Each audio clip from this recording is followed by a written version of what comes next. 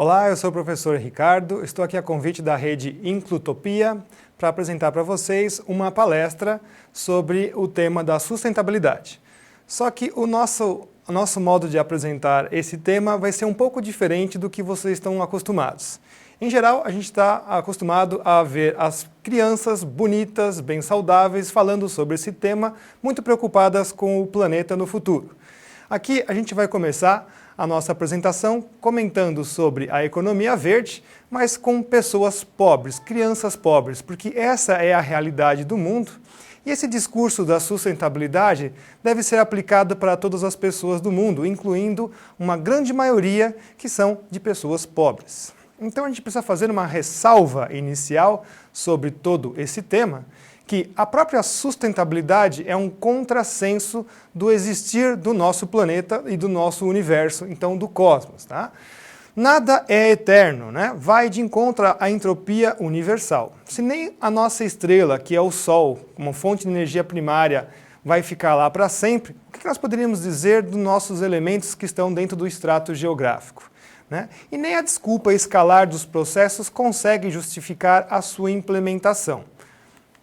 Então, o que de fato é essa sustentabilidade? Bom, vamos pegar alguns fatos importantes. Né? O desenvolvimento sustentável é uma falácia mais do que é uma utopia, porque de fato, quando a gente observa esse contexto da sustentabilidade, do termo desenvolvimento sustentável e qual é a sua definição, a gente vai ficar muito surpreso, porque não existe uma definição para esse termo. Então, ninguém sabe dizer de fato o que é o desenvolvimento sustentável ou o crescimento sustentável, que é uma coisa que é o sinônimo dele. Então, percebam também que nenhum político, nenhum cientista, nenhum administrador consegue dizer como vai implementar o desenvolvimento sustentável em uma sociedade. Né? Fazem algumas definições, mas a gente não percebe como que seria o modo operante desta situação. Porque, na verdade, quando a gente observa crescimento sustentável, nada mais é que falar que nós estamos fazendo um crescimento zero. Então, como é que eu faço o crescimento zero? Simplesmente, e preciso eliminar os excessos populacionais do mundo para que esse sistema econômico nosso possa ser aplicado simplesmente para aqueles que têm dinheiro para pagar os objetos, o consumo e tudo mais que o nosso sistema econômico nos financia. Então, isso vai gerar grandes problemas, porque como que eu vou explicar esse crescimento zero e a eliminação dos excessos populacionais para a sociedade? Como que eu vou justificar essas coisas para o mundo? Qual seria então a nossa justificativa? Como dizer para o mundo que ele tem que parar de crescer socialmente, economicamente e tecnologicamente? De fato, nós estamos dizendo para o mundo como criar uma enorme estagnação. Bom, vamos observar um pouco os elementos históricos para saber de onde veio esta raiz do desenvolvimento sustentável. Ela não é nova, ela é muito antiga e nasce com Thomas Robert Malthus, que era um inglês, reverendo anglicano, que vai publicar em 1797 um trabalho chamado Ensaio da População, onde nós temos uma máxima que é bastante conhecida, e acompanhem comigo: a população cresce em progressão geométrica, enquanto a produção de alimentos cresce em progressão aritmética. O grande problema dessa máxima de Malthus é que ele relevou algumas outras questões que são bastante importantes. Vejamos aqui, a hipótese malthusiana não levou em conta certos fatores. Por exemplo, que a economia do mundo muda a cada aproximadamente 10 anos, chamados então os ciclos de Kondratiev. Na verdade, nós temos ciclos em várias escalas. Tivemos o ciclo do ferro, temos o ciclo da borracha, tivemos o ciclo do petróleo, que ele ainda está ativo. Podemos também usar elementos muito modernos como o ciclo da informática. Então, toda a economia varia bastante. Nós temos esses ciclos que apresentam um pico e depois eles diminuem. Os progressos tecnológicos também foram cada vez mais incorporados ao cotidiano e aos nossos processos produtivos. Portanto, eles também não levou em conta isso. né? A agricultura intensiva também superou as progressões aritméticas que Malthus tinha elencado há muito tempo atrás. E o fato mais importante que a gente não pode esquecer é que o conhecimento, né? Então, quando você esclarece os homens através da educação e do conhecimento científico, você permite preparar as sociedades para o futuro. Então, a gente também tem que levar em conta que o processo de educação e de esclarecimento é muito importante nas decisões do futuro. E o tempo todo a gente percebe que há uma volta a esse mecanismo malthusiano. Aconteceu no século XX, no princípio do século XX, ele foi revivido nos anos 70, dizendo que a população ia abarrotar o planeta, né? E agora ele tem uma nova roupagem que se adequa aí ao texto, né? À fala do desenvolvimento sustentável. Então, o aumento da fome era divulgada pelos meios de comunicação, né, durante todo o período do século XX, e a atribuição foi feita à falta de produção, quando, na verdade, o que nós tínhamos era um problema que a produção era para quem podia pagar, e não, de fato, que você tinha a escassez de alimentos. Tá? Então, o novo malthusianismo está sendo utilizado agora como uma ferramenta ideológica e ela é aplicada justamente dos países desenvolvidos realizarem uma sobrepujança aos mais necessitados e àqueles que estão em desenvolvimento. E por que isso acontece, né? Olha lá, o esclarecimento da educação, né, educação das pessoas nos países em desenvolvimento geraria uma busca por melhores condições de vida.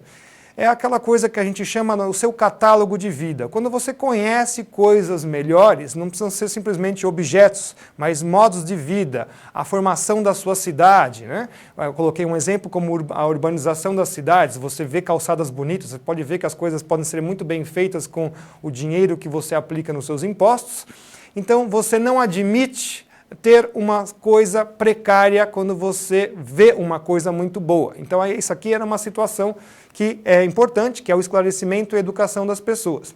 Então, haveria uma maior concorrência aos recursos naturais disponíveis no extrato geográfico. Então, justamente essa desculpa, que as pessoas conheceriam o que é bom, elas não admitiriam mais ter as coisas ruins, portanto, elas concorreriam aos recursos naturais do nosso planeta.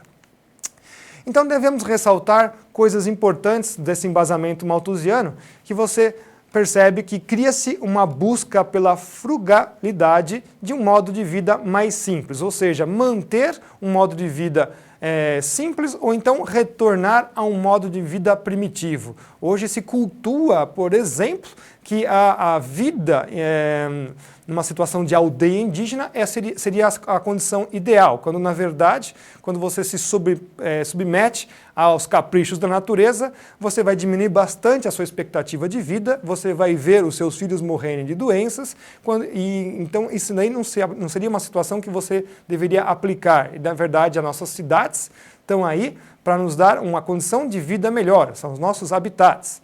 Então a mudança da economia por produtos novos também seria aí um embasamento malthusiano. Você está forçando as pessoas a comprarem produtos novos. A alteração do modo de produção e consumo das sociedades emergentes também teria que ser baseada neste novo princípio chamado aí de economia verde. E também a alteração do modo de vida ao nível do cidadão. Ou seja, eles têm que colocar na cabeça das pessoas o que elas têm que consumir e como elas devem viver.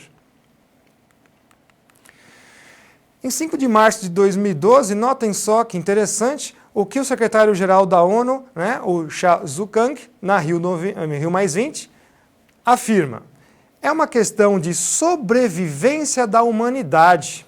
Se todos os países emergentes, como Brasil, China e Índia, por exemplo, decidirem copiar o estilo de vida dos países desenvolvidos, seriam necessários 5 planetas Terra para atenderem a todos esses aumentos de demanda. Não podemos falhar.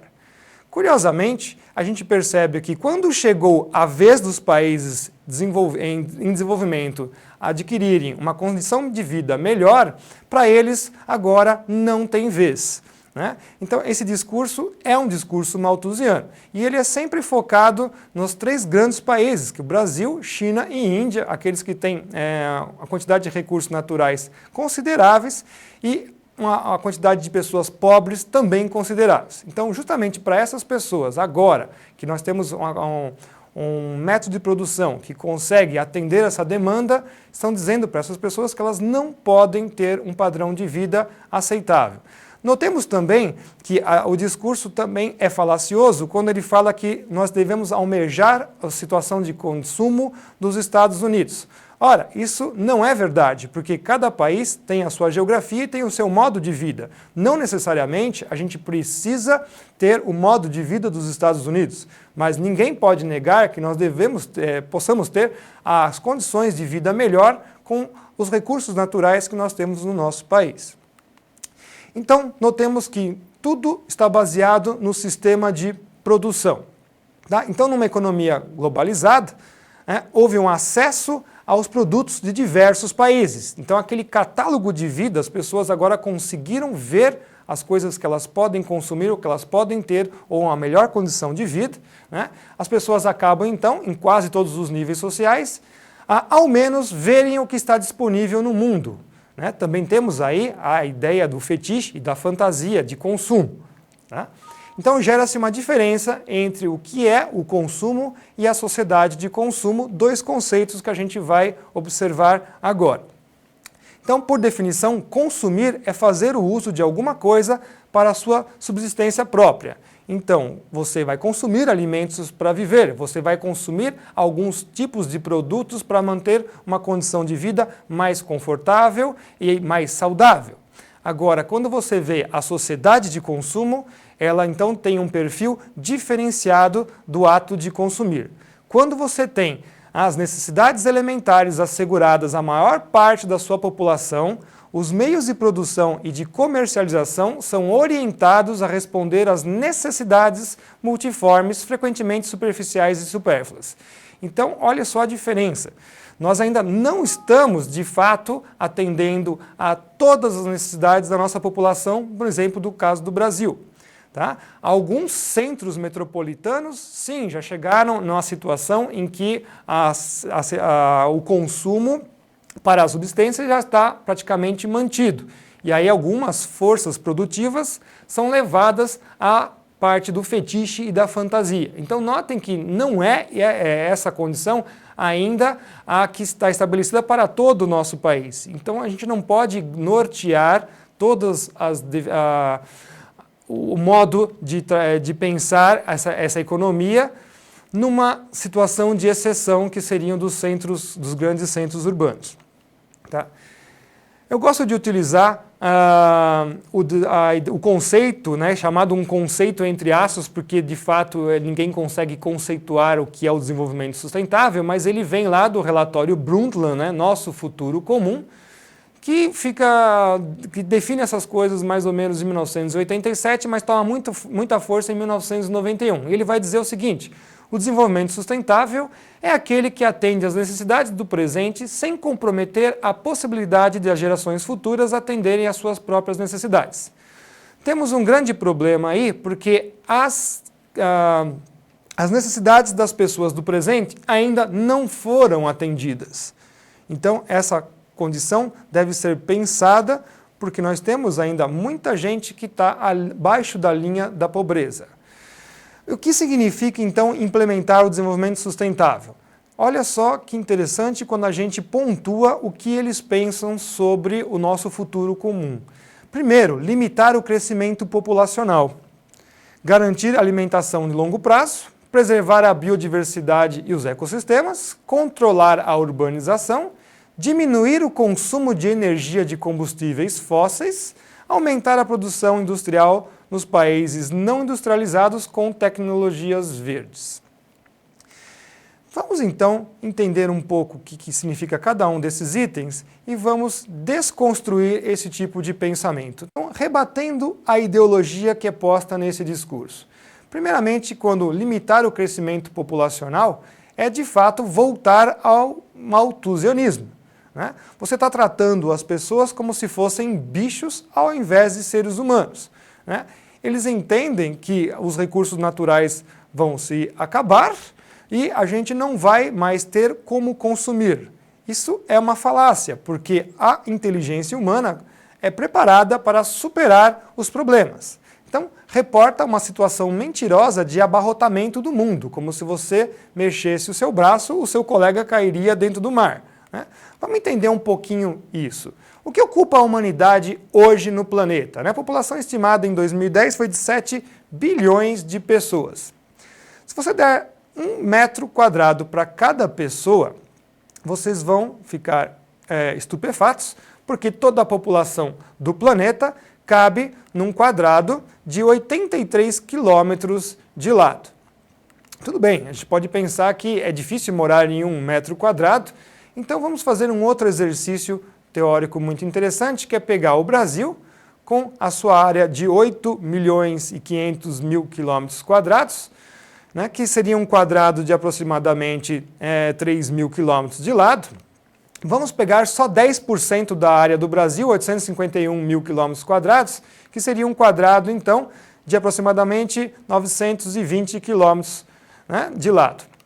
Aqui nesse quadrado amarelo, que são só 10% do país, cabe 121 vezes a população do planeta Terra, usando 1 metro quadrado por habitante. Como isso aí fica muito desconfortável, você pode inverter o raciocínio, ou então 121 metros quadrados por habitante. Se fosse só para os brasileiros, nós teríamos aí 4.400 metros quadrados por habitante. Portanto, pessoal, a Terra não está abarrotada de pessoas. Mesmo usando os recursos naturais, usando a agricultura e tudo mais, a Terra ainda é um enorme deserto, que é uma fala do nosso professor José Bueno Conte, né? Terra, o planeta deserto. Não há gente, de fato, no mundo. Tá? Então, garantir a alimentação em longo prazo é outra desculpa que não vai se justificar, porque hoje nós já produzimos quase 3 vezes, né, a quantidade de alimentos, quase 3 vezes a população mundial. Nós temos o ritmo das cidades que está sendo levado ao campo. Então as pessoas passam fome porque elas não têm dinheiro para comprar comida, né? Então a relação trabalho versus emprego, ela está muito defasada. Mas esse discurso ele é muito interessante porque ele serve para fortalecer grandes monopólios. Então notem, por exemplo, aqui a Monsanto, o uso de transgênicos e tudo mais. Porque se você não aplica as técnicas de desenvolvimento sustentável, você não vai receber financiamento do banco. Então você quebra os pequenos produtores, você quebra a agricultura familiar e você fortalece os grandes capitais que conseguem ter dinheiro para poder implementar e serem certificados por essa história do desenvolvimento sustentável. No caso da biodiversidade e os ecossistemas, devemos entender um conceito interessante que é conservação e preservação, né? Então não se preserva a biodiversidade e os ecossistemas para gerações do futuro, mas sim como uma reserva de negócios, né? E não de gerações. Não estamos preocupados aí com as pessoas que são os consumidores do futuro, mas sim das grandes corporações que vão utilizar esses recursos naturais em prol da sua empresa. Então temos aí a biodiversidade que é utilizada como valor para produtos, né? Não estamos preocupados com o valor da vida, nós temos várias empresas que trabalham com essa ideia. Tá? Então, não estamos preocupados, de fato, de ver a biodiversidade como um valor intrínseco da vida, mas sim como uma reserva estratégica para negócios no futuro. Controlar a urbanização é um outro dos fatores, né? Se em 2010 mais da metade da população do mundo passou a viver nas cidades, né? Então nós temos aí uma ideia de que parece que as cidades são coisas gigantescas, enormes, são para a nossa escala como ser humano, mas para o planeta são insignificantes, né? Então as cidades ocupam uma área muito pequena do globo, eles vão subestimar os espaços livres que nós temos dentro das cidades, e combater, na verdade, a urbanização é a fuga dos compromissos sociais, né? Porque quando você está dentro da cidade, você vê que as pessoas são pobres, você vê que as pessoas necessitam de coisas, você vê que nós precisamos de moradias. Então é o afloramento e a visibilidade dos problemas sociais. Então, falta de planejamento das cidades, né? Adequações muito mal feitas de transporte público, a falta de saneamento completa que nós temos no país e no mundo inteiro. Tá? Então todas essas questões também devem ser levadas em conta. Vamos tirar a sacolinha plástica porque ela tem aí um problema com lixão, etc. e tal. Na verdade, isso é uma medida de saneamento muito importante, porque sacola plástica consegue guardar todo o lixo, evitando a proliferação de doenças dentro das cidades. Então é uma medida de profilaxia muito interessante, a extremo baixo custo. Se você tira isso, todos os problemas de saúde nas partes periféricas da cidade vai voltar, né? Então o esvaziamento dos territórios nacionais é uma outra coisa que a gente deve pensar, porque em países como o Brasil, que estão extremamente gigantescos, se você está concentrando toda a população nas cidades, você vai gerar enormes áreas vazias, né? Então suscetíveis a ameaças externas. Num plano geopolítico, devemos imaginar o que será que tem por trás disso também. Eu gosto de colocar esse exemplo dos 510 milhões de quilômetros quadrados que é a área da Terra. As cidades do globo toda, né, pertencem aí a uma pequena parcela, que são 0,05% das cidades do mundo. Notemos então que as nossas construções humanas ainda dentro das cidades, levando em conta os espaços livres, né, estão a uma ordem de grandeza mais inferior a isso, então 0,005 são todas as nossas habitações. Então, curiosamente, se a gente vê um exercício sobre as cidades em relação ao planeta, né, será que as habitações da Terra, com a sua insignificante, né, relação à área total da Terra, teria alguma influência no clima do planeta, que é uma outra coisa que toda hora se aplica ao discurso e junto com também a sustentabilidade? Será que adiantaria alguma coisa pintar os telhados de branco, né, para o clima global? Será que vai realmente acabar com o aquecimento global antropogênico, né? Olha só a relação de áreas das habitações das cidades em relação ao planeta. Então, o que será que tem por trás desse discurso? O problema das cidades, né, no controlar a urbanização, a reciclagem de lixo, na verdade as pessoas não perceberam que uma indústria, né, entrou na sua casa. Então, a indústria que faz do cidadão um funcionário sem nenhuma remuneração. E, de fato, você está fazendo o quê? Um processo de curto-circuitar uma entrega de mercadorias. Você já pagou por uma embalagem, você devolve essa embalagem a um ciclo produtivo, né? E alguém vai tirar um valor econômico daquilo. Agora, curioso que você deveria ser incentivado através de redução de impostos, mas a meta não é fazer isso. A meta, na verdade, é criar leis e multas para as pessoas que não fizerem esse tipo de trabalho. Então você vai trabalhar, né, de uma maneira sem remuneração, né, fazendo aí de você um operário. Espaços públicos são passados para a iniciativa privada em troca de favorecimentos. Então você tem, quando as empresas deixam de recolher impostos porque estão fazendo um serviço para a sociedade, então na verdade você tem um aumento de encargos ao cidadão. O transporte público sempre será ineficiente. Por que a gente fala isso? Porque as cidades são feitas para automóveis, né? Que é a base econômica do sistema mundial. É um ciclo de Kondratiev, como a gente viu, só que um de grande duração. Então notem que não é, de fato, o mote é retirar os automóveis da cidade, mas mudar a sua matriz energética. Então, por exemplo, pode sair do motor a gasolina ou a álcool ou gasol, que a gente fala, né, e transformar em motor elétrico, mas sempre ter o veículo dentro da cidade, porque ele é a base da economia mundial. E também uma grande coisa que a gente vê acontecendo, que é a confusão proposital entre o que é sujeira e o que é poluição. As pessoas não sabem o que é sujeira, o que é poluição. O ar tem muita sujeira, que é de origem natural mesmo, né, em relação ao que a gente realmente emite de poluentes dentro da cidade. Então, para que será que vem tudo isso? Eu preciso implementar essa economia verde, essa sustentabilidade, o desenvolvimento sustentável. Eu preciso ter um processo de legitimação que convença as pessoas que elas devem utilizar esse novo modo de vida. Então, justamente para legitimar um processo de mitigação de energias, de venda de novos produtos e serviços e de instituir um poder internacionalizado, você precisa criar grandes problemas, né? E esses problemas sempre vão instigar os grandes medos da humanidade, que são 3: a morte, a mudança e o futuro, né? E nós chamamos isso daí das bases que vão, né, criar a teoria da tríade, onde você monta então, né, um esquema que vai legitimar o desenvolvimento sustentável. Então, quem é que apoia a tríade? As mudanças climáticas, o aquecimento global e o caos ambiental. Então, se você implementa o desenvolvimento sustentável, né, ele vai resolver esses 3 grandes problemas. Então, essa é a finesse do discurso. Tá? Então, o que é a tríade? Vamos entender. Dentro do planeta Terra, nós temos lá o estrato geográfico, que é uma fina camada, né, ao redor do planeta. Lá o conceito de natureza, e dentro do conceito de natureza nós temos todas as unidades nacionais, um exemplo, o território brasileiro, que vai ser dividido entre os recursos naturais e o campo e as cidades.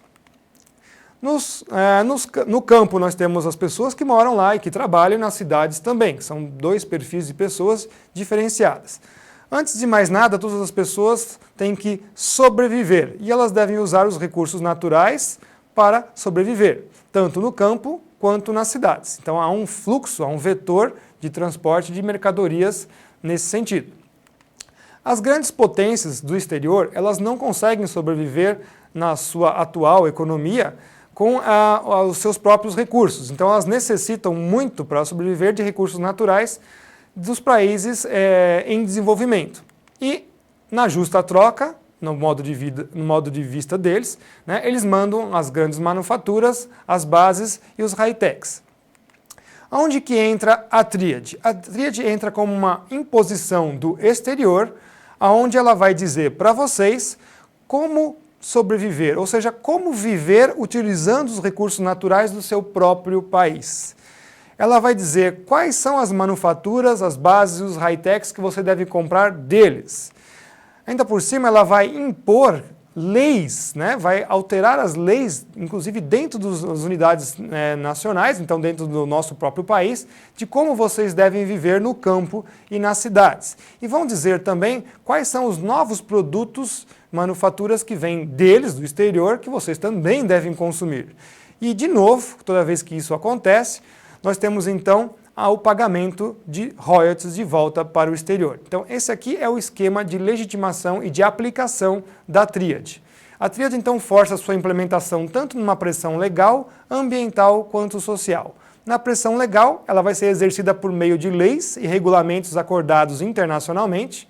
Na pressão ambiental, fingir, né, trazer o discurso ideológico do esgotamento dos recursos naturais locais. E na pressão social, a sociedade chamada mais consciente, na verdade muito mais alienada, porque ela não conhece os seus métodos de produção e aonde vem o material que ela usa na sua sociedade, né? A relação sociedade e natureza, né? Da sua responsabilidade em relação ao meio ambiente, então chamada educação ambiental, que é, na verdade, a implementação dessa ideologia levada nas escolas. Então, na pressão legal, nós temos aí o objetivo de destituir soberanias nacionais e fronteiras. Na pressão ambiental, forjar a ideia de escassez e admitir uma estagnação. E na pressão social, é uma ideologia barata, contrassenso econômico, porque força você a descartar métodos eficientes de produção, produtos eficientes por coisas que não são tão eficientes. Tá?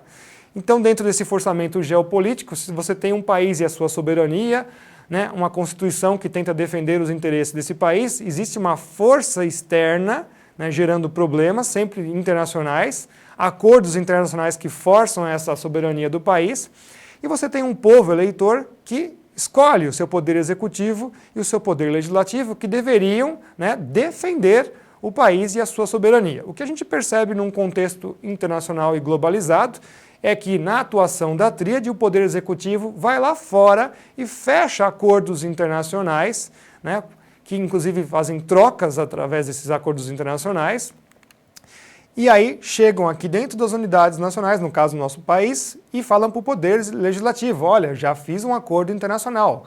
Essas coisas podem inclusive mudar a Constituição do país, né?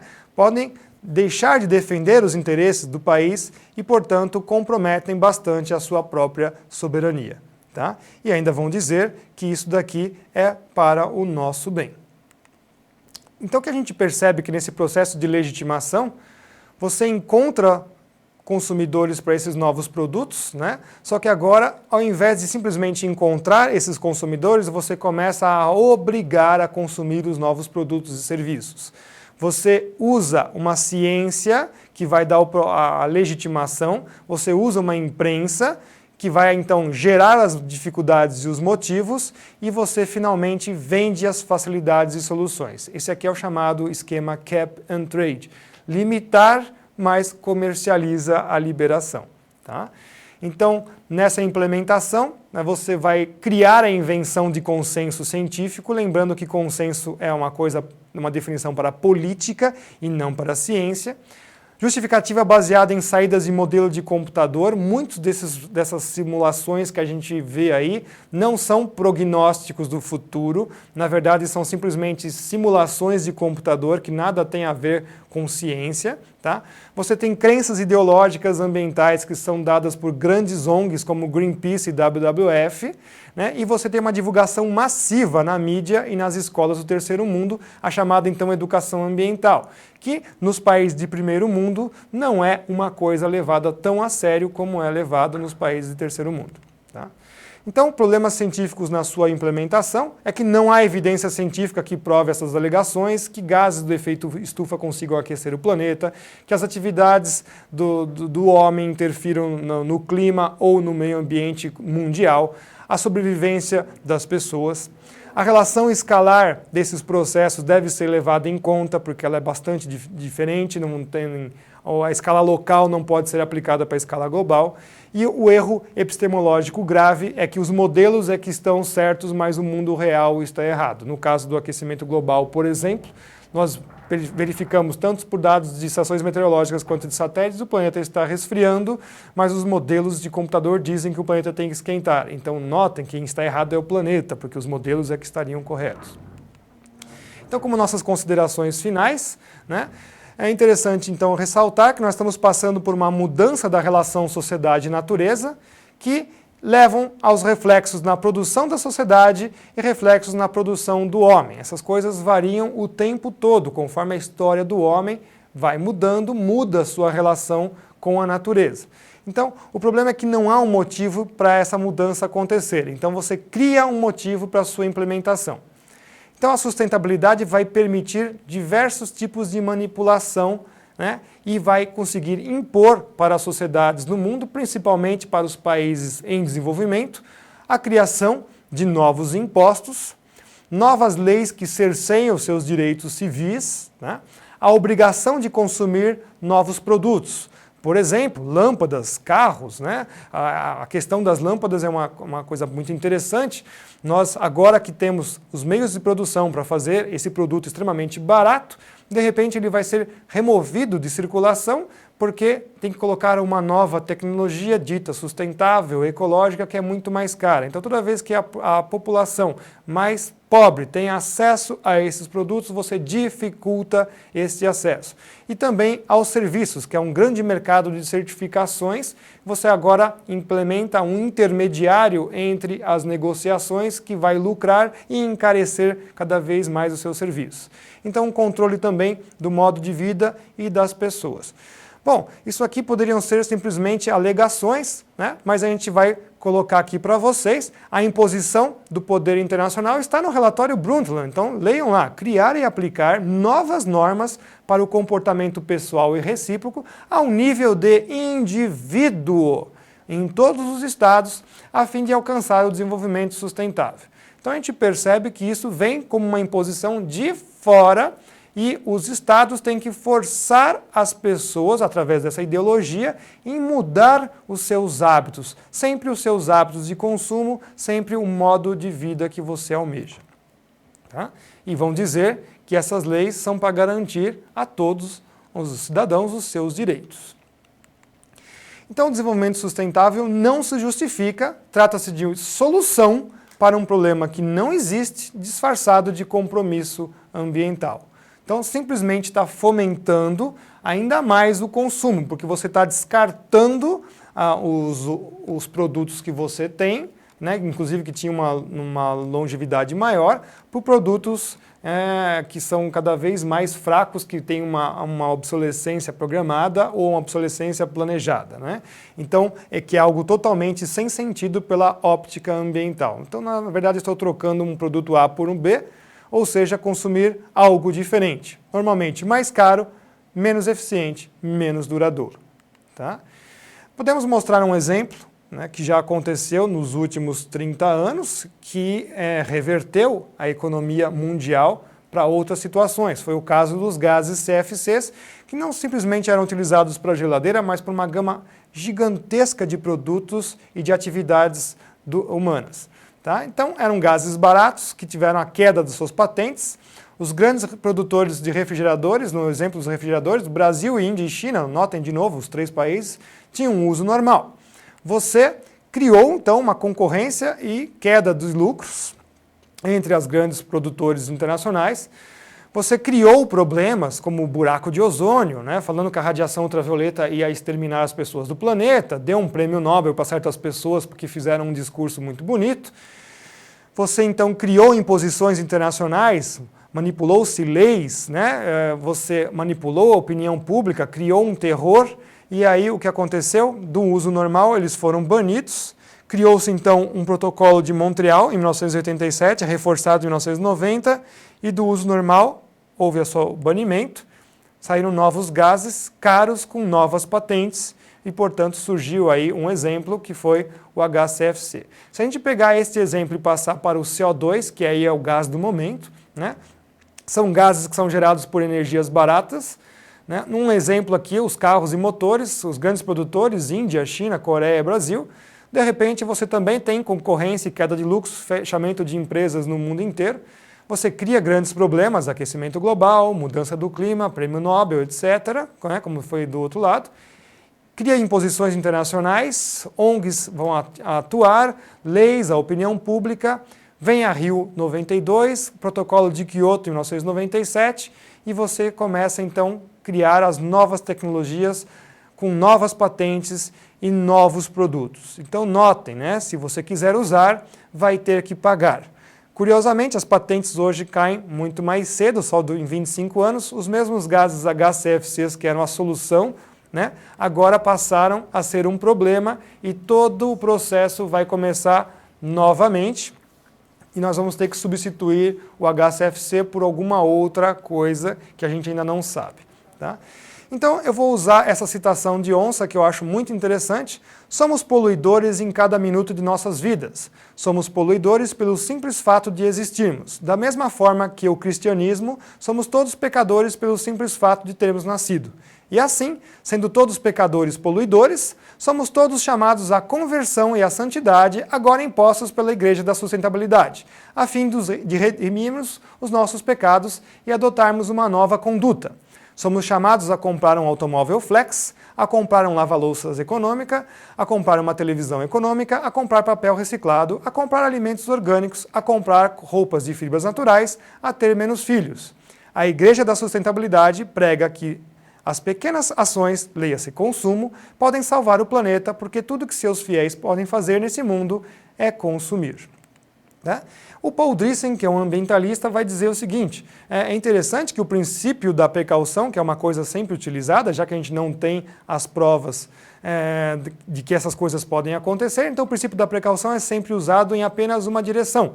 Fala-se dos riscos e do uso de uma tecnologia em particular, combustíveis fósseis, por exemplo, mas nunca sobre os riscos de não usá-la, ou seja, quais são os benefícios quando a gente faz, né, a balança entre usar e não usar. Né? Um exemplo é esse daqui. Qual será que dos dois exemplos da cidade, né, de Nova York, era mais interessante, onde trazia mais problemas de saúde, onde tinha maiores problemas de tráfego?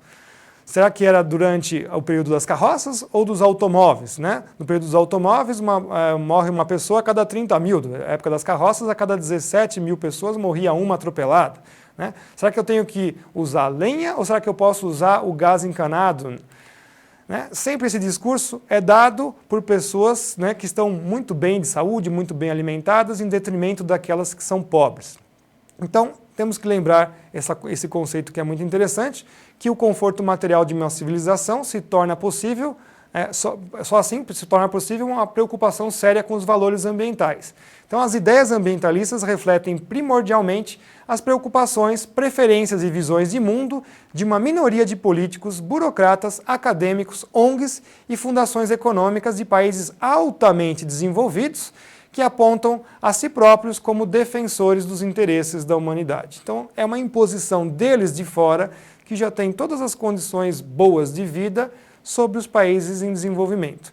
Então esse slide mostra bem esse exemplo. Olha aí, vai plantando essas arvorezinhas que eu te dou um dinheirinho por compensação por créditos de carbono. Mas ele não diz que depois você vai devolver esse dinheiro muito multiplicado para comprar os seus remédios, máquinas, TVs, tecnologias e muito mais. Então, a sustentabilidade é a ideologia que força uma mudança de comportamento em detrimento da qualidade e desenvolvimento da vida das pessoas. As pessoas que existem agora, travestido de compromisso com as gerações futuras. Aquelas pessoas que ainda não existem. Então, o Gandhi vai dizer, a pior poluição é a pobreza. Então, ser sustentável não traz nenhum significado real. Vende-se uma ideia calcada em uma culpa do ser humano, porque ele existe no planeta Terra, então ele tem que ter uma culpa, exatamente como se fosse um pecado original. E adjetivar as coisas de sustentável é simplesmente vender uma ilusão. Então, antes que a gente se sinta aí os três patetas, temos que lembrar uma coisa muito interessante, que em 1492 os europeus chegaram aqui e convenceram os habitantes que precisavam de espelhinhos. Passados 500 anos, em 1992, na Rio 92, os europeus chegaram aqui e convenceram os habitantes que precisavam de sustentabilidade. Desta forma, a sustentabilidade é o espelhinho da vez de forças internacionais sempre interessadas. Então, o que nós vamos deixar para os nossos filhos, as pessoas ainda que não existem, estão no futuro, são essas reuniões que nunca acabam, Rio 92, mais 10, mais 20, mais 100 e mais infinito, onde vão ficar sempre atribuindo aí os problemas do clima, do meio ambiente e tudo mais à existência humana, principalmente à existência das pessoas pobres. Muito obrigado.